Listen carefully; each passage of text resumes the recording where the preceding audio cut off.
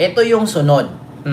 Speaking, mga kababayan, kapag ka na-impeach si Sara or ita-trial na ngayon sa Senate or sa Senado, forthwith, sabi nga nung pare kanina, sana i-forthwith na agad, ita-trial na. So, ibig sabihin ng trial, imbestigahan na yun isa-isa. Kakalkalin na yun isa-isa. I-inspeksyonin na yun isa-isa. So ngayon, kapag na-inspeksyon yan isa-isa, nalalaman niyang kanilang mga, yung sinasabi ni Trillanes na bank account, o kung totoo ba talagang hinulugan sila ni Sammy Uy, tapos milyon-milyon every 6 months, may mga milyon-milyon na pumapasok sa account nila, o makakalkal yun. O, tapos, pagkatapos nun, dito na naman tayo sa Pogo, doon sa, sabi nga ni Ramil Madriaga, tumatanggap daw si Sara ng pera mula sa drug lord at sa Pogo. Kung yun ay magkakatotoo at lahat ng mga pinunta ni Ramil Madriaga, 'di ba? Na mga lugar na hinahatiran di umano. Ay nalaman 'yon syempre pagkatapos ng uungkatin lahat 'yan, pagkatapos na i-trial at imbestigahan isa-isa 'yan. Syempre magdidesisyon na dito yung mga senador. Sino ang papanig na hindi si Sara i-impeach? Kasi alam nyo, sa totoo lang mga kababayan, eto klarong-klaro na yan. Halimbawa, ikakalkal na lahat yan. Mabubulaklat na lahat yan. Yung mga nandoon sa grounds, no? Yung 7 articles of impeachment ni Sara, isa-isahin yun. Pag inisa-isa at natutugma lahat ng mga nandoon na totoo talagang may anomalya sa impeachment na yan, ang mga senador pa rin ang magdesisyon dyan kung i-impeach nila si Sara o hindi. Ang tanong ngayon, ilang senador ba dapat ang pipirma para hindi siya ma-impeach? Kasi sasabi ni Montulfo, mga kababayan, kapag ka na-aresto si Joel, si Chis at si Jinggoy, ibig sabihin, kulang na ang mga senador ni Sara sa Senado na pipirma na hindi siya i-impeach. Tanong ko lang mga kababayan, ilan ba dapat pirma ang kailangan ni Sara para hindi siya ma-impeach? Kasi kahit kinakalkal yan, kahit nalaman na ng sambayan ng Pilipino na ganun pala ang ginawa niya, at may rason siyang i-impeach. So, nasa dulo pa rin ng pirma ng mga senador kung i-impeach siya o hindi.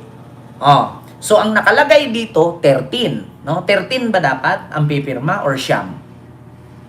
Pagkakalam ko, 13 yata or siyam. Diba? So, ngayon mga kababayan, ang tanong, 13 na pirma. Ngayon, isa-isahin natin. Kasi sabi ni Montulfo, kapag nakulong or inaristo si Jinggoy, si Joel at si Chis, so, 3 na agad ang nalalagas.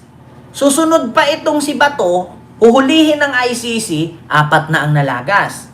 Susunod pa itong si Bongo, may kaso din sa ICC, 5 na. So, Joel, Chis, Jinggoy, Bato, Bongo, 5 na ang nawawala. So ngayon, dapat 13 ang kukunin. So, Aimee, Robin, Cayetano, Alan, Pia. Tapos sino pa? Marcoleta. 5 na lang. Kasi natanggal na yung 5 niya. Kasi sila ang magiging senator judge dyan eh. So, ang kailangan ni Sara is 13 pirma para hindi siya ma-impeach. Ang problema lang, paano niya iabot ng 13 pirma kung ang pagpaplano nga nilang palitan si Tito Sen kay Loren Legarda, hindi nga umabot 13 ang pirma kasi wala si Bato.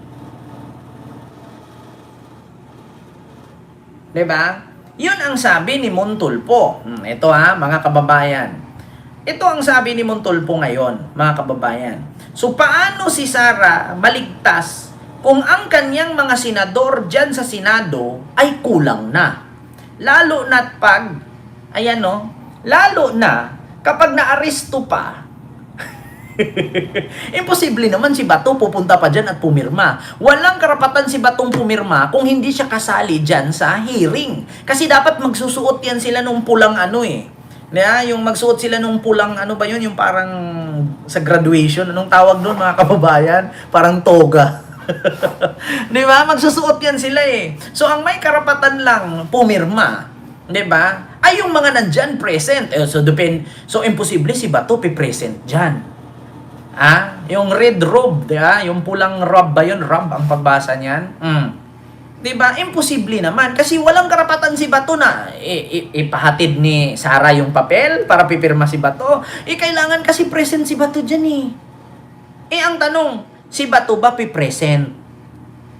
Diyan pa lang kay Bato, wala na siyang makukuhang pirma dyan. Kasi bakit? Wala si Bato eh. So ngayon, ang sabi ni Ramon Tulfo, mababawasan ang senator judge na pro Sara. So ito na. Pilipinas Today. Ayan. Ito ang komento ng veteranong broadcaster na si Ramon Tulfo hingil sa posibilidad na pagkakaaresto ni na Senator Joel Villanueva, Jinggoy Estrada at Francis Chis Escudero kaugnay sa maanumalyang flood control scam. That is, if the House of Representatives elevates the impending impeachment case against Vice President Sara Duterte to the Senate. Mababasa po sa post ni Tulfo nitong linggo, Pebrero 8, malapit nang arestuhin sina Joel, Jinggoy at Chis. Dagdag pa ni Tulfo, nako, kapag naaresto sina Joel Villanueva, Jinggoy Estrada at Chis Escudero, mababawasan ang senator judge ni Sara. Nako po. Ayan na nga. Isabi nga ni Boying, huwag kang mag-alala, Tito Sen. Hindi ka mapapalitan. Bakit? Kulang na ang pirma nila. Yung mga minority, may mga senador na maaaresto dyan. Nako, eto na. Ito, bilangin ko lang ha. Yung mga pro-Sara. Dalawa, Mark Villar, Camille, Mark Villar, Camille, 2 Cayetano. 2 Villar, 2 Cayetano. So, 4 na. Marcoleta, Aimee, Robin, Bato, Bongo, Joel, Chis, at Jinggoy. So, 13 nga. 13 ba? 12. 2 Villanueva, 2 Rebilla, Marcoleta, 5. Aimee, Robin, Chis, Joel, Jinggoy, at sino pa ang isa? Bongo. 11, 12. Ang problema, asaan si Bato? Tama nga, mga kababayan, pang 13 si Bato. Ang problema, paano pipirma si Bato? Talagang impeach si Sara. Mga kababayan, talagang goodbye. Talagang sure ball talaga. Nako mga kababayan, talagang sure ball. Wag nyo namang sabihin na si Mig Subiri, si Lapid, san ba yan, tahimik Alam ko si Lapid, dati yan tawag dito, hindi siya Sara mga kababayan. Naku, marami talagang mawawala. Alam mo, sa mga senator judge ni Sara, yung mga DDS senator dyan, 3-4 lang dyan ang mapilay, goodbye. Impeach talaga si Sara. Jinggoy, Chis, at Joel. Tapos si Bato, imposible si Bato pipresent yan. Hindi yan pipresent. Kasi once kasi na present ka, pipirma ka. Pero kung hindi ka present yan, ibig sabihin, walang kwenta yung pirma mo. Kasi mga kababayan, hindi naman trabaho ng senador yan. Ano yan? Pipirma ka lang pero hindi ka nag-duty? Kakaunting ba yun? Pagkakaguluhan pa nila yan mga kababayan. Malaking didibatihan pa nila yan ng mga senador. Kasi yung ibang senador dyan, tatanggapin nila na pipirma lang si Bato pero hindi nag-duty. Unfair naman sa mga nandoon na naglilitis na nakasuot ng pulang toga, napipirma. Dapat present si Bato bago maging ma-count yung pirma niya. Kay Bato palang pilay na siya. Kulang na si Sara. Hulihin pa si Jinggoy. Alam ko si Joel talaga ngayon. Yun ang nasagap-sagap ko, si Joel talaga. So sa madaling salita, mga kababayan, baka hindi natin alam, baka kapag inumpisahan ng i-trial sa Congress yung impeachment na yan, biglang mag-resign si Sara. 2 lang kasi yan mga kababayan Baka biglang magbago ang isip ni Sara at mag-resign siya. Alam niyo sa totoo lang mga kababayan, kung sakali man na si Sara ma-impeach, bibili talaga ako lechon. Bibili talaga ako ng lechon, baboy. Mag-order talaga ako sa sa Lydia's. Bibili talaga ako yung kutsinilyo, yung ginaganon-ganon ng plato. Ay, gusto ko talaga yon. First time ko talaga bumili ng lechon. Kasi ramdam ko talaga, mga kababayan, ramdam ko talaga, kulang ang pirma sa senador ni Sara. Maliban na lang kung si Gatchalian, si Mick Subiri, si GB Ejercito, pipirma dyan, maliban na lang kung pipirma si Bam, si Bam Aquino, tapos si Kiko Pangilinan, at saka si Risa Hontiveros na hindi nila i-impeach si Sara. Hindi ma-impeach. Pero ngayon, mga kababayan, sa mga hindi po nakakaalam, kaya po hindi nila napalitan si Tito Sen bilang Senate President kasi alam nyo kung bakit? Kulang nga ang pirma. Wala si Bato. Diyan pa lang kay Bato, hindi nila mapalitan si Tito Sen. So, ibig sabihin, kung wala si Bato, impeach talaga si Sara. Tapos aarestuhin pa si Joel. Aarestuhin pa si Chis kung sakali. Tapos si Jinggoy. Sana madaliin ng Congress yan na imbestigahan yan or i-hearing agad. Katulad nung kay PBBM, 1 linggo lang, hearing agad. Kung tagal-tagalan pa ng Senate yan, ng Congress yan po, tangina, umaayos na yung inaantay na lang yung resolution kay Joel. Nako, kung ang resulta ng DOJ nun or ng Sandigan Bayan ay maglabas na ng warrant, putang ina, 2 na kulang ni Sara. Bingo! Bingo talaga, mga kababayan. Alam nyo, ang pinaka madaling paraan ni Sara para hindi siya ma-impeach at makakahawak pa siya ng anumang posisyon sa government, mag-resign siya. 2 lang yan. Kung pansin ni Sara na kulang yung pirma niya sa Senado, mag-resign siya. Yun lang talaga, mga kababayan. Yun ang the best way na gawin ni Sara. Mag-resign siya bilang Vice President para hindi siya ma-impeach. At saka sa sunod na eleksyon, makakahawak pa siya ng posisyon sa government. Kasi kung ipagpatuloy niya yan, yung mayabang siya yung matapang daw siya kapag kulang ang pirma niya dyan, alam nyo ba ang rason, mga kababayan, kung ma-impeach si Sara? Once na ma-impeach siya, isa po, trivia ito, mga kababayan. Alam ninyo ito. Una, kapag na-impeach siya, mapapalitan siya. Either si Tito Soto or si Buji D. House Speaker at Senate President ang papalit sa kanya. Either si Tito Sen or si Buji D. Or, meron pang isa, si PBBM mismo ang maghanap ng gusto niyang gawing Vice President niya at pabubutuhan niya sa Senate at sa Congress. Kung ano ang desisyon ng mga senador at ng mga congressman, mananalo ang gusto ni PBBM. Pero alam kong hindi gawin ni PBBM yan. Bakit? Ayaw ni PBBM na masabihan siyang gahaman sa kapangyarihan. So ang mangyari dyan, 2 lang, Tito Sen at Buji D. Kasalukuyang House Speaker at kasalukuyang Senate President ang papalit sa kanya. Pangalawa, kung ma-impeach si Sara, never na po siyang maghawak ng anumang posisyon sa gobyerno hanggat hindi malinis ang kanyang pangalan.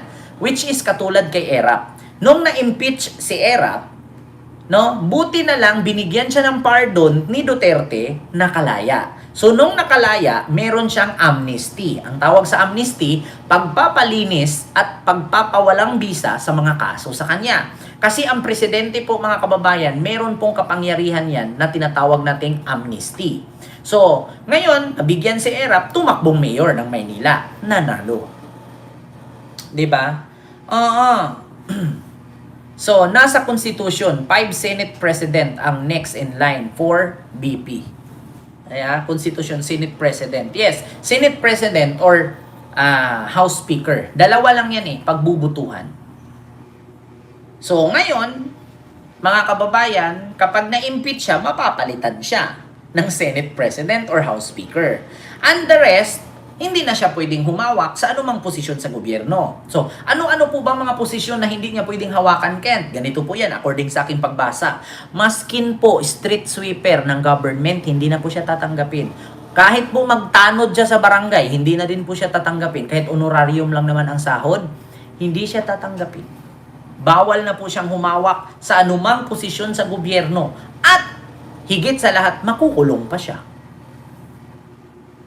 Kasi ibig sabihin, na-impeach siya, lahat ng binintang sa kanya, lahat ng grounds yun ay totoo kasi na-impeach siya eh. Pero hindi naman lahat totoo doon. Depende na lang kung meron kasing ibang grounds dyan na hindi nag-match sa complaint. Minsan din, merong ibang complaint na nagmamatch din. Halos sa 5 complaint, 4 ang nag-match, 1 ang hindi. Oh. So, ganun po yun mga kababayan. Sa madaling salita, ma-impeach siya, bawal siyang humawak sa anumang posisyon sa gobyerno, at makukulong pa siya. Oh, maliban na lang kung merong presidente sa 2028, bigyan siya ng amnesty, palayain siya. Oh, so malinis siya, pwede siyang tumakbo ulit. Ang tanong, sinong magpapalaya niyan? Kasi ngayon nga, nang malaya, maghihiganti na siya sa 2028. O, pag nakulong yan, tapos makalaya ulit, nako, baka mas lalong maghiganti yan. Palayain niya lahat ng mga nakakulong dyan. Wala talaga mga kababayan. Walang may gustong magpapalaya niyan. Makulong talaga yan. Forever.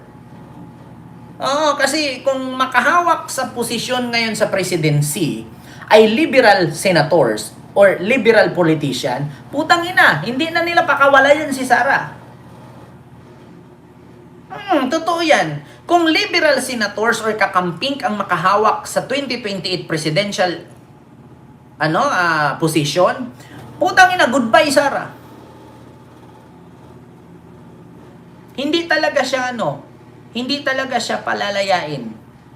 Magdasal sila na hindi manalo ang kakamping politician sa presidential race ngayong 2028. Pero kung kakamping ang maging presidente, putang ina, bulo ka dyan.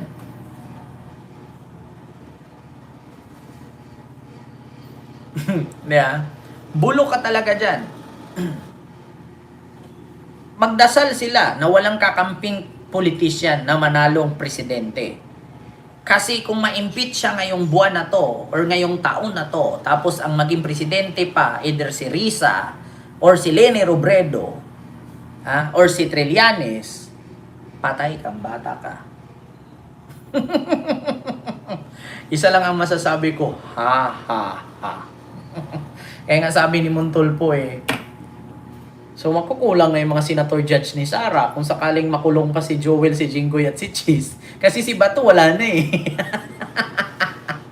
Hindi talaga kasi malaking sagabal si Sara sa kanila. Totoo yan, Sir Celso Pineda. Isa sa mga tinik talaga ng liberal politician, si Sara talaga. So ngayon, alam ko na hindi talaga nila yan papayagan si Sarang makalabas or makabalik sa posisyon. Either na lang kung si Basti at si Pulong ang tatakbo. Pero ang tanong, manalo ba? Mahirap din kasi mga kababayan. Mahirap ang taong bayan kasi ngayon nag-iisip na. Mahirap kasi bumoto na walang achievement. Iboboto mo, tapos anong rason? Kasi laging gala, laging absent. Kung hindi pagagawa ng batas si Sandro, hindi mag-present.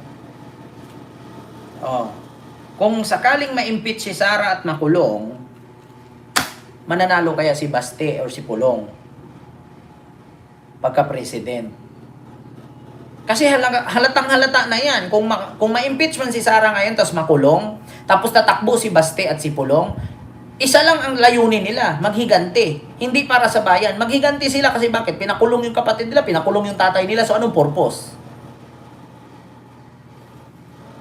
Diba?